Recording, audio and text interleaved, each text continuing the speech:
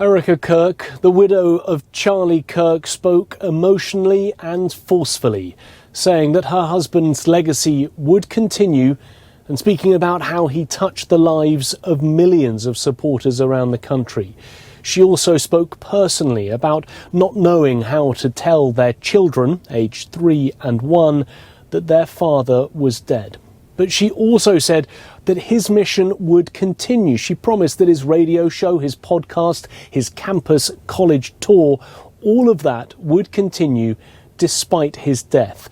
And she also spoke very forcefully, saying, if you thought that my husband's mission was powerful before, you have no idea. And speaking directly to the man who killed Charlie Kirk, you have no idea what you have unleashed across the entire country. But of course, all of this at a time when there is a real concern that the killing of Charlie Kirk will only harden positions, making that division in the country even worse. And there is a fear that even though these words are words of a grieving widow, some people may see them as a rallying cry to take action. Already, some conservative commentators online have been suggesting civil war in response, while on the other side of the aisle, some liberal commentators have been celebrating Charlie Kirk's death.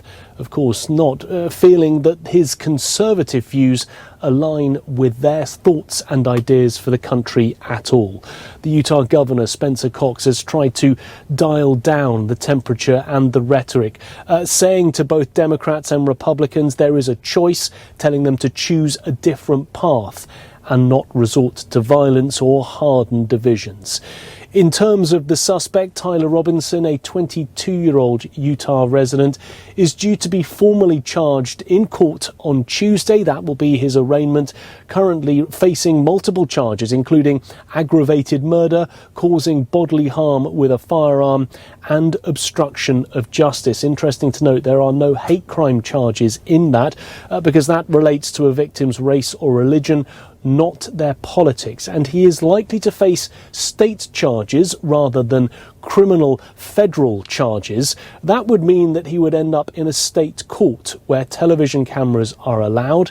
His trial would subsequently be televised, and prosecutors are saying that everything is on the table, suggesting that the death penalty is something that they will seek. And we know that the US President Donald Trump is certainly pushing for the death penalty to be part of his future. Nick Harper, SABC News, Washington.